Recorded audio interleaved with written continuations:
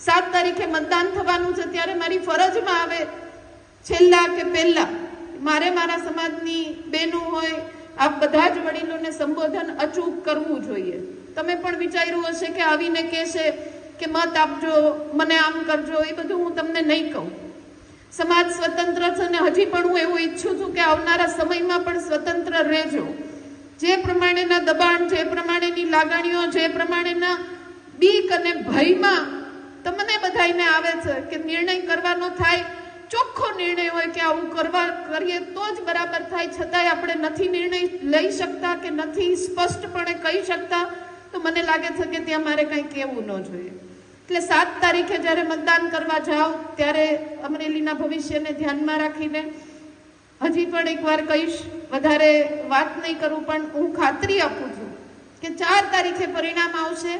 તમે સહકાર આપશો તો પણ તમે મારા વડીલ, નહીં આપો તો પણ મારા વડીલ સ્વતંત્ર રીતના એમ મને મોઢે કહી દેશો કે ભાઈ જા તું, તને અત્યારે અમારે સહકાર નથી આપવો કારણ કે તારા પક્ષમાં ખામી છે, કારણ કે અમારે ઉપર પ્રધાનમંત્રી આ જોઈએ છે, કારણ કે અમારે લોકલ નેતાઓના દબાણ છે, કારણ કે હું 100 નેતા સાથે જોડાયેલા છીએ. બધા જ જાહેર જીવનના વ્યક્તિઓ છે, આ બધું જ હોવાનું.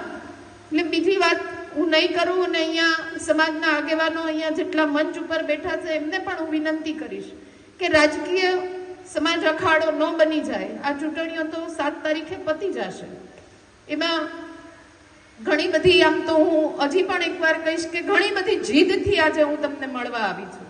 એ જીદ કરવી પડી ને ત્યાં જ મને એમ થયું કે મારી નાની એવી હાર તો મારે ત્યાં જ થઈ ગઈ કે મારી જીદ ન હોવી જોઈએ, આ તમારી માંગણી હોવી જોતી હતી કે ના દીકરી લડે છે તો એક વખત સાંભળવી તો પેલા એને પડે. પણ એવું ન થયું. ભવિષ્યમાં કોઈ દીકરી લડવા નીકળે, કોઈ પણ હોય દીકરી, અને આજે હું નીકળી છું, હજી 21મી સદી તરફ આપણે પ્રયાણ કરી રહ્યા છે. આ 21મી સદીમાં હજી ઘણી બધી દીકરીઓ સમાજની ઘડાઈ રહી છે, ઘણી બધી દીકરીઓ રાજકીય ક્ષેત્રમાં આગળ આવી રહી છે. હું તમને બધાને વિનંતી કરું છું કે આ ક્ષેત્રમાં જ્યારે દીકરીઓ આવે ને ત્યારે એના બધા જ પ્રકારની સાચવણી કરવાની, જતન કરવાની, રક્ષણ કરવાની જવાબદારી જ્યારે સમાજ ઉઠાવી લઈને ત્યારે આખા એ સમાજમાં કોઈ દૂષણનો પ્રવેશ ન થાય. એટલે સમાજના આગેવાનોને હું વિનંતી કરું છું કે જ્યારે જ્યારે આવી દીકરીઓ બહાર આવે, જ્યારે જ્યારે આવી દીકરીઓ લડવા માટે બહાર આવે ત્યારે એને સહકાર જરૂર આપજો. અને હું આ ચૂંટણીમાંથી શીખી લીધું કે ઘણી બધી દીકરીઓને રક્ષણની જરૂર છે, મહિલાઓને રક્ષણની જરૂર છે. આવનારા સમયમાં પક્ષ વિપક્ષ આ બધું બાજુમાં રાખીને જ્યારે લડવા નીકળે ત્યારે થોડુંક હસી સાથે સહકાર કરી દેશું ને તો પણ અડધી નહીં પોણી જંગ અમે લોકો જીતી જશું. અમે મહિલાઓ છે ને ખરેખર પ્રેમના જ થોડાક લાગણીને જ લાયક હોય. 50 ફોન કરીને તમને કહેવું પડે કે તમે મને સહકાર આપજો, અમારું અડધું તો ત્યાં જ પૂરું થઈ જાય. હું મારી જાતને રોજ પૂછું છું કે હું આ શેના માટે નીકળી છું લડવા, કોના માટે નીકળી છું, આમાંથી મને શું લડવાનું છે. નરેશભાઈને મારી ટિકિટ જાહેર થઈ મેં પહેલો ફોન કર્યો હતો, ખબર છે આમને રમેશભાઈને, કે નરેશભાઈ હું લડવા તો નીકળી છું, સમાજ સહકાર આપશે કે નહીં આપે મને ખબર નથી, જીતી જઈશ ને તો પહેલી જવાબદારી હું મારું પહેલું સ્ટેટમેન્ટ એવું કહીશ કે ના, હું આ સમાજને થકી બની છું ને મારી જીતના પછી હું સીધી પહેલા અહીંયા ફોર્મ ભરીને, નહીં તો ફોર્મ ભરીને કેટલી બધી માથાકૂટો હોય, ફોર્મ ભરીને વીરજીભાઈએ 5 સભાઓ રાખેલી હતી કે તારે અહીંથી અહીંયા જવાનું, અહીંયા જવાનું. મેં તો હું પેલા કાગવડ જઈશ, હું બીજે ક્યાંય જ નહીં જાઉં.